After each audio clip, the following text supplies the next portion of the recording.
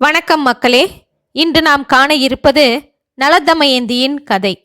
இந்த பகுதியில் இந்திரனும் சனீஸ்வரனும் சேர்ந்து சதி ஆலோசனையில் ஈடுபடுவதை பற்றி இந்த பகுதியில் காணலாம்.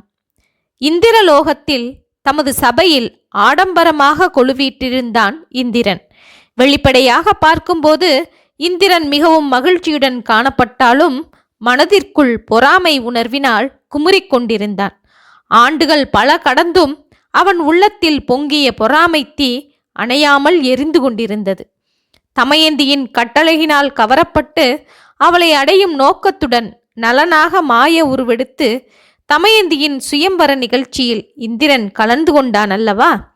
அப்போது தன்னை அலட்சியப்படுத்தி ஒதுக்கி தள்ளிவிட்டு நலமகாராஜனுக்கு தமயந்தி மாலையிட்டதை இந்திரனால் சகித்து கொள்ள முடியவில்லை.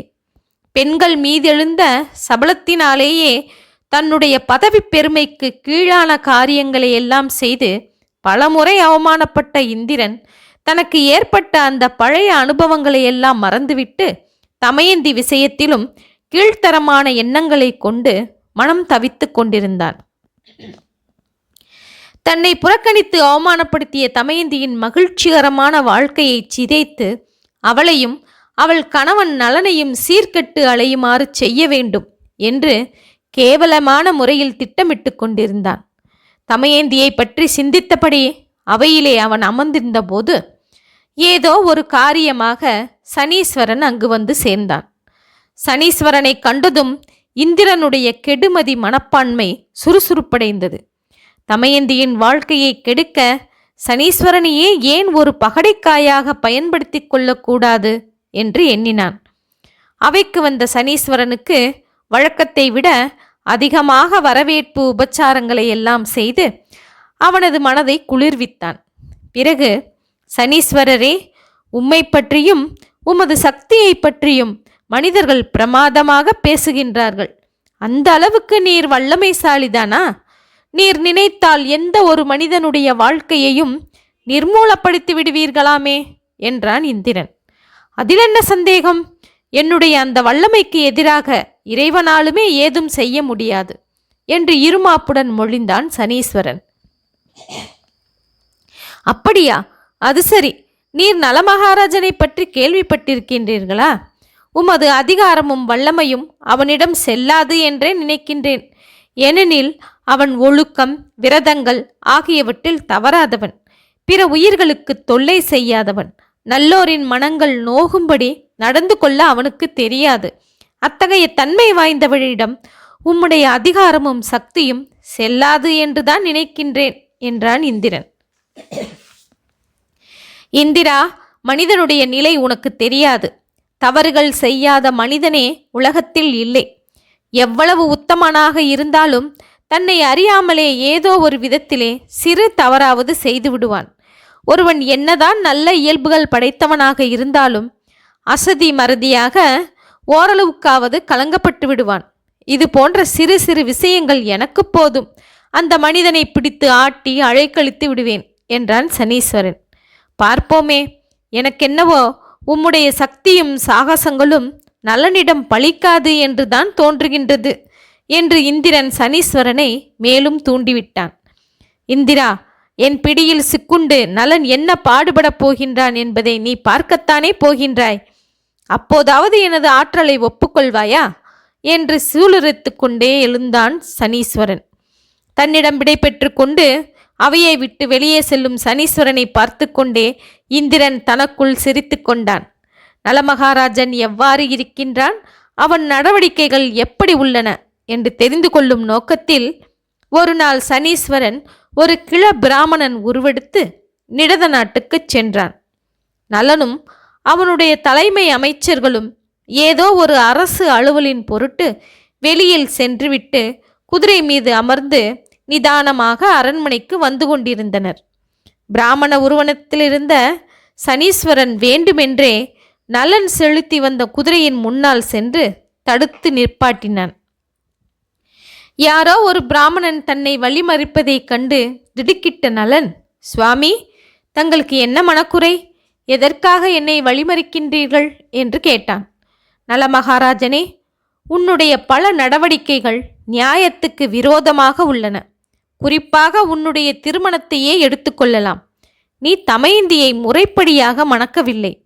தமயந்தி முழு சுதந்திரத்துடன் உன்னை தேர்ந்தெடுக்கவில்லை.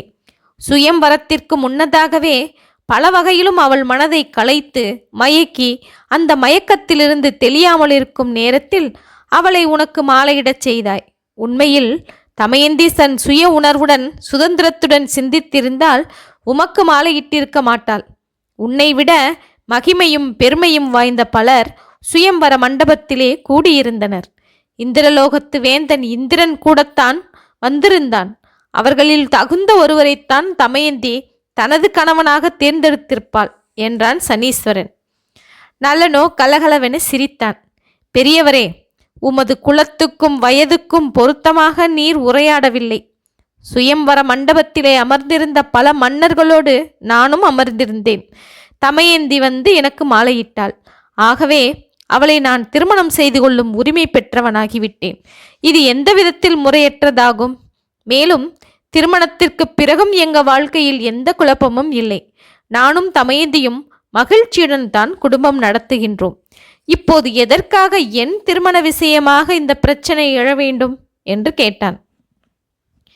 உலகத்தில் ஒழுக்கம், ஒழுக்கக்கேடு போன்ற விஷயங்கள் எந்த காலத்திலுமே பிரச்சனைதான் என்று கடுமையான குரலில் கூறினான் பிராமண பெரியவர் உருவத்தில் இருந்த சனீஸ்வரன்.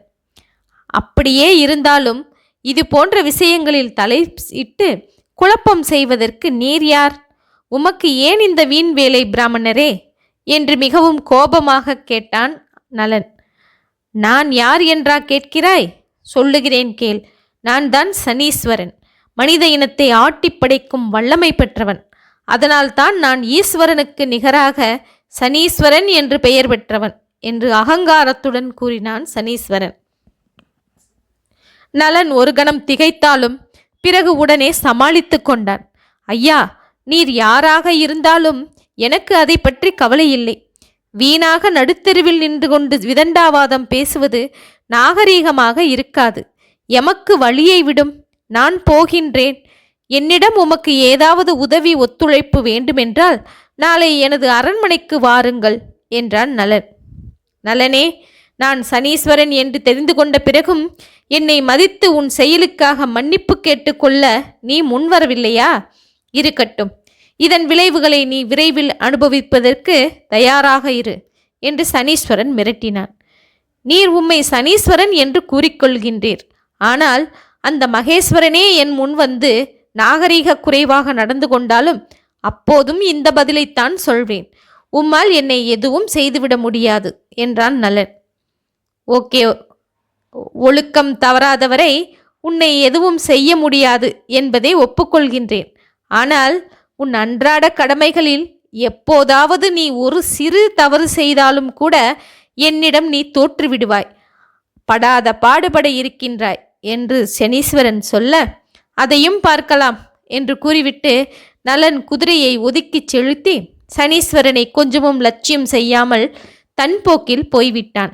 தலைமை அமைச்சரும் மன்னனை பின்தொடர்ந்தான். சனீஸ்வரன் நலனின் செயல் கண்டு திகைப்படைந்தான்.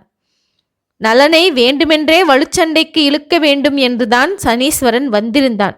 என்றாலும் தான் யார் என்பதை அவன் உணர்ந்து கொண்டால் கிடுகிடுவென நடுங்கி தன்னிடம் மன்னிப்பு கேட்டுக்கொள்வான் என்று சனீஸ்வரன் எதிர்பார்த்தான். தன்னை அவன் கொஞ்சம் கூட பொருட்படுத்தாமல் தன்னை அவமானப்படுத்துவது போல் நடந்து கொண்டது சனீஸ்வரனுக்கு பெரும் ஆத்திரத்தை ஏற்படுத்தியது. அவன் சென்ற வழியையே பார்த்து கொண்டு நின்றான் சனீஸ்வரன்.